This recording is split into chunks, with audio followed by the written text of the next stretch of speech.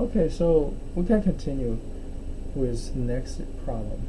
It says that suppose that all the customers at a coffee shop, 70% of the customers purchase a cup of coffee, 40% purchase a piece of cake, 20% purchase both cup of coffee and a piece of cake.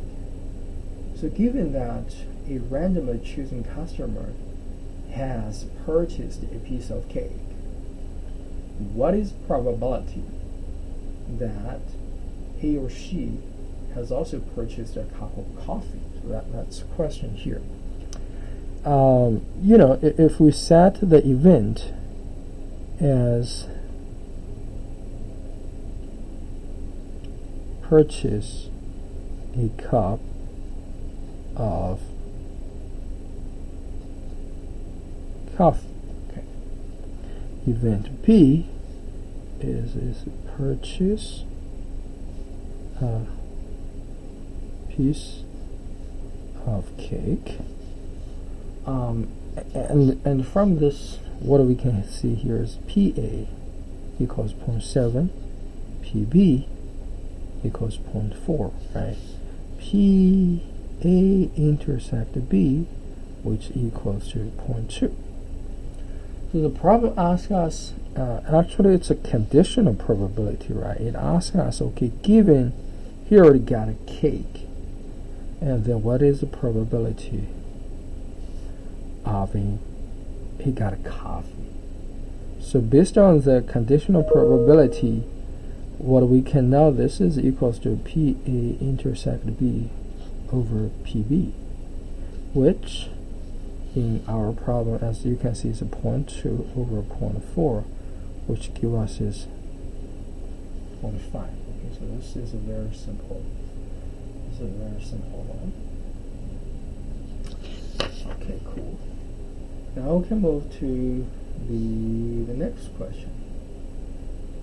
So if we have that ABC is 3 events, all this probability are given here, okay? So it asks us to calculate all of this. In fact, this problem should be pretty straightforward.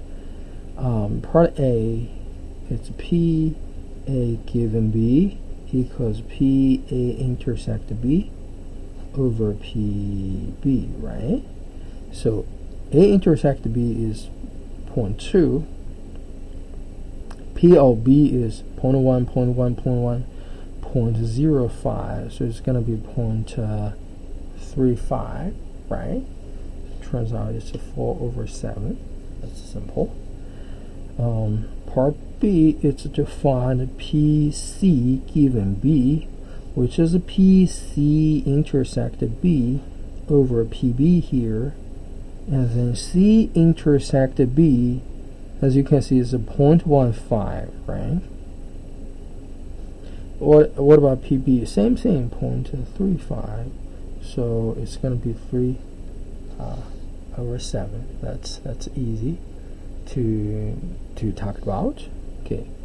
Part C, PB given A union C, A equals to PB intersect A union C, and then P of A union C, right? So we can directly read out. So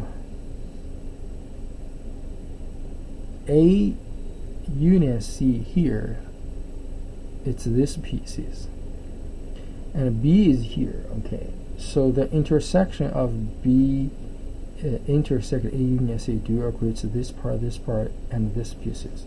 So that gives us is 0.1 plus 0.1 plus 0.05, so it's a 0.25 over P A union C. So you just add them together, right? So it's a 0.2, 0.1, 0.1, 0.1, so that's going to be 0.5 plus 0.15 plus 0.05. So if you add them together, it's going to give you 0.7. Okay, 0.7. So so you can calculate this.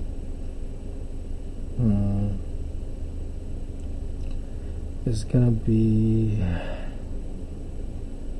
let's see, it's gonna be 0.5 equals 1.4, and that is 5 over 14. Okay, and there's type 2 on both top and bottom. So that's something here. Problem D, so it's find the PB giving A intersect C. That, again, we're going to use in the conditional probability, that is P of intersect A intersect C over PA intersect C. Still, we can read out, right? So A intersect B is right here, right? And then intersect C is going to be just this piece is here. It's 0.1. It's a 0.1. A intersect C, it's 0.1 plus 0.1. This is 0.2. So it's a 0.2. So in other words, it's equals to 0.5. Okay, that's simple. Okay. Last one. So this problem said that let's see, that A equals 1 to up to 100. In other words, it's all the first 100 positive integers, right? And then it said that for any I belongs to the natural number, define AI as a set of numbers that are dividable by I. Okay, so what does that mean? Well, as you can see, it gives us some example. So the set of numbers in this set A are dividable by 2. As you can see that you're going to have 2, 4, 6 up to 100.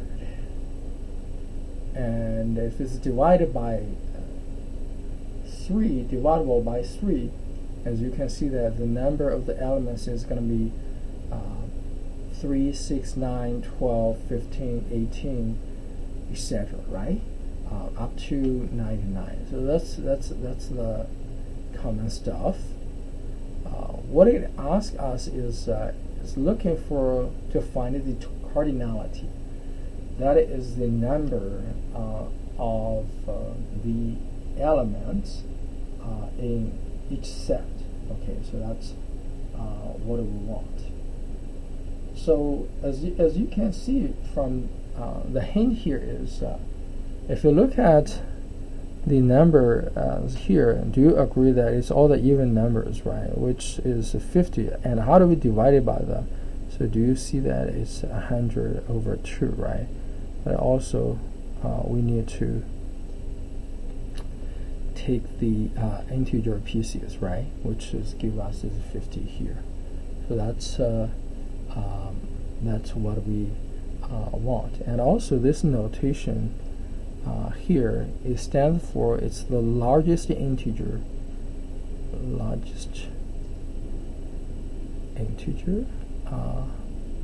that is less or equal to 100 over 2. In other words, 100 over 2 is 50. So I'm looking for the largest integer is less or equal than 50. Of course, so it's going to be 50.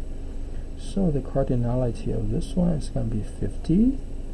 And then the cardinality of the set A3 is going to be 103, taking the, and eventually, this is equal to 33, right? Same idea in A04, cardinality, it's spread over 4. Apparently this is 25, so this number is just 25 here. And A5, so again, so it's 20. Okay, so that's part A, easy stuff. And then part B, it asks us, okay, to find the cardinality of A2 union A3 union A5. Okay, union A5. So based on this, we're looking for the cardinality, and then we're going to use the inclusive exclusive principle to write the equivalent form, which is the cardinality of the first set plus the cardinality of the second set plus the cardinality of the third set, and then subtract the A2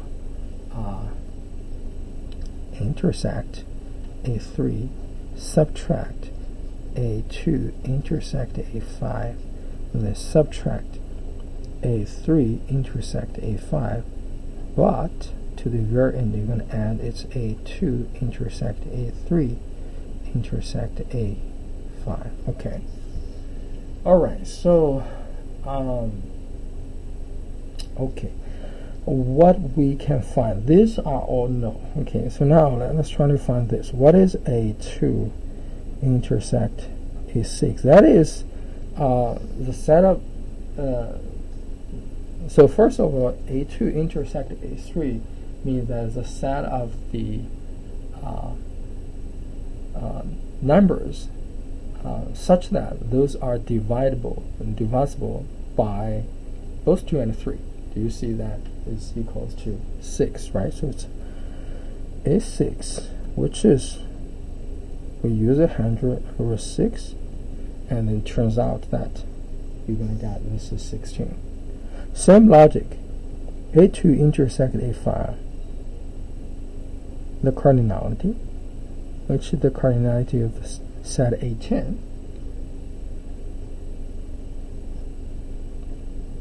which equals 10.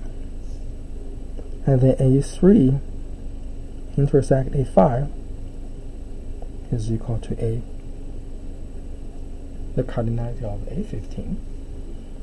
And that gives us is,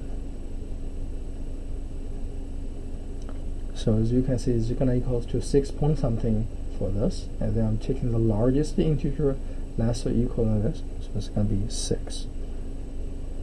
What about A2 intersect A3, intersect A5? Okay, so that is equals to A30, the cardinality. So this is going to be 3. Okay. So once we have all of this, everything is here, right? You see that 2 is 50, this is 33, 20. So we can drive all of this is going to be equal to 50 plus 33 plus 20 minus 16 minus 10 minus 6 and plus 3. So what do we have? So this is 83, so this is 103 minus 32, right? Plus 3. So you're going to have 74, okay? So yeah, so we're done for those examples. Okay, thank you for the watching.